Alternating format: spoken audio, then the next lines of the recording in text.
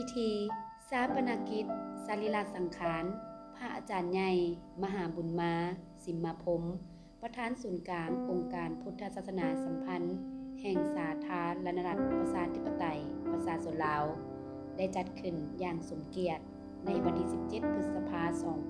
2025 อยู่ที่เดินพระธาตุหลวงเวียงจันทน์โดยมีพระเถระนุเถระพระอาจารย์ใหญ่จากวัดต่างๆทั้งภายในและต่างประเทศมีท่านทองลุ้นศรีสุฤทธิ์ประธานประเทศท่านสอนไซศรีพันดรนายกรัฐมนตรีบรรดาการนำอดีตการนำภาครัฐตลอดฮอดพุทธศาสนิกชนบรรดาเผ่าเข้าร่วมอย่างหลวงหลายพระอาจารย์ใหญ่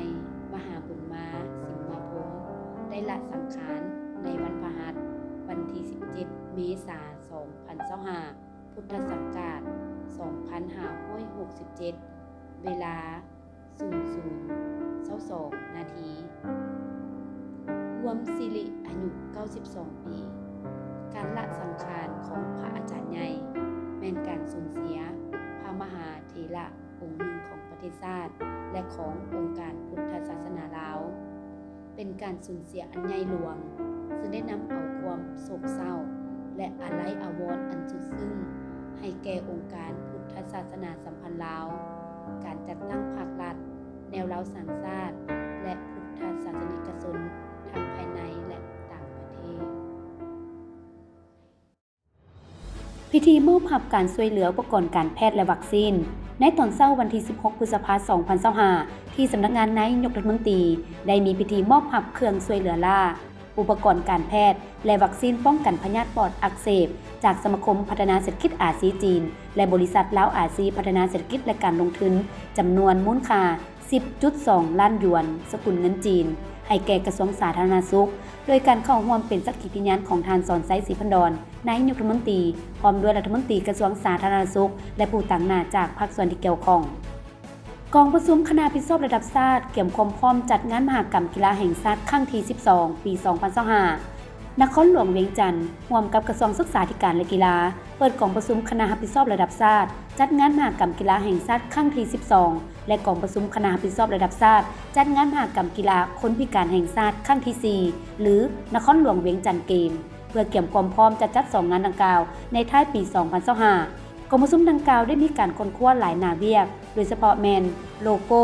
สัตว์นำโซ่เหรียญรางวัลเนื้อในคำขวัญประจำงานห้องหักกีฬาแข่งขันซึ่งเบื้องต้นมี30กว่าประเภทกีฬา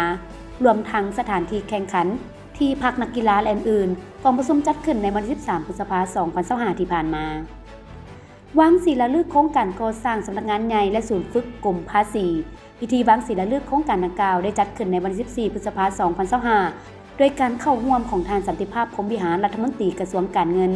การก่อสร้างสำนักงานใหญ่และศูนย์ฝึกกรมภาษีครั้งนี้เป็นการเพิ่มทวีการร่วมมือระหว่างสาธารณรัฐประชาธิปไตยประชาชนลาวและสหรัฐอเมริกาในเวียกงานสร้างขีดความสามารถให้แก่การคุ้มครองชายแดนการสร้างสิ่งอำนวยความสะดวกด้านการค้าและอื่นๆ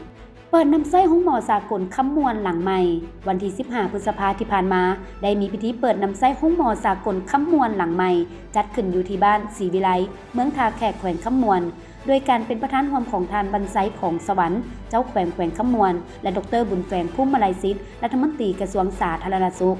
มีทานถางจินปิงผู้ลงทุนก่อสร้างห้องหมอสากลคำมวลพร้อมโดยภาคส่วนที่เกี่ยวข้องซึ่งว่าทานถางจินปิงได้แห่งฮู้ว่าห้องหมอแห่งนี้ตั้งอยู่ที่เมืองทาแขกมีพื้นที่ 20,000 ตารางเมตรเงินลงทุน9 ล้านดอลลาร์เป็นห้องหมอ100เตียงมีพนักงานทั้งหมด102คนในนั้นมีพนักงานจีน16คนพนักงานลาว86คนประกอบมีแผนกภายในแผนกภายนอกแผนกกระดูกแผนกหูตาหนังคอแผนกปิ่นปัวพยาธิผิวหนังแผนกประสูติและพยาธิหญิงแผนกวิเคราะห์แผนกรังสีวิทยาแผนกการแพทย์เลือดวิทยาแผนกพื้นเมืองจีนและแผนกอื่นๆสมาคมกาแฟลาวแจ้งให้ทราบว่าสมาคมกาแฟลาวร่วมกับกลุ่มบริษัทดาวเฮืองจำกัดเครือข่ายค้นหักกาแฟลาวLao Coffee Lover และสถาบันกาแฟคุณภาพจะได้จัดการประกวดกาแฟหมักส้มลาวประจำปี 2025 Lao Green Coffee Competition 2025 ซึ่งจัดขึ้นเป็นปีที่ 5 อยู่ที่สมาคมกาแฟลาวนครปากเซแขวงจำปาสักโดยมีกาแฟจากชาวสวนผู้ผลิตกลุ่มการผลิตสหกรณ์ และบริษัทในขอบเขตทั่วประเทศส่งตัวอย่างกาแฟเข้าร่วมประกวดทั้งหมด60กว่าตัวอย่างซึ่งรวมทั้งกาแฟน้อยอาราบิก้าและกาแฟกลางโรบัสต้ายึดยาบ้า50เป่าปลอมป้ายรถลัดบังหน้าแผนกตำรวจสกัดกั้นและต้านยาเสพติดปกส.แขวงบ่อแก้วรายงานให้รู้ว่าวันที่10พฤษภาคมผ่านมาเจ้าหน้าที่ประจำจุดกวดการน้ำเกิงได้เฮ็ดเวียกกวดการยานพาหนะเป็นปกติฮอดเวลา 11 โมงได้มีรถ Fortuner 4 ปอนด์ป้ายทะเบียนสีฟ้ากก0399บ่อแก้วขับขี่มาแต่ทางเมืองต้นเพิงได้ผ่านจุดกวดการน้ำเกิงจะมุ่งหน้าไปที่เมืองห้วยทรายแต่เจ้าหน้าที่แม่นบ่ได้ลัดพอรถคันดังกล่าวผ่านจุดกวดการไปทางเจ้าหน้าที่จึงสังเกตเห็นป้ายทางหลังแมนผิดปกติคือทางด้านหน้าแมนติดป้ายรถลัดทะเบียนสีฟ้ากก0399บ่อแก้วแต่ทางด้านหลังแมนติดป้ายเหลืองทะเบียนกก8220สัญญบุรีเมื่อเห็นแนวนั้นเจ้าหน้าที่จึงได้ขี่รถติดตามไปยังหีบด่วนและได้มีการประสานหาเจ้าหน้าที่เพื่อจับกลุ่มคนขับได้เอาตัวหลบหนี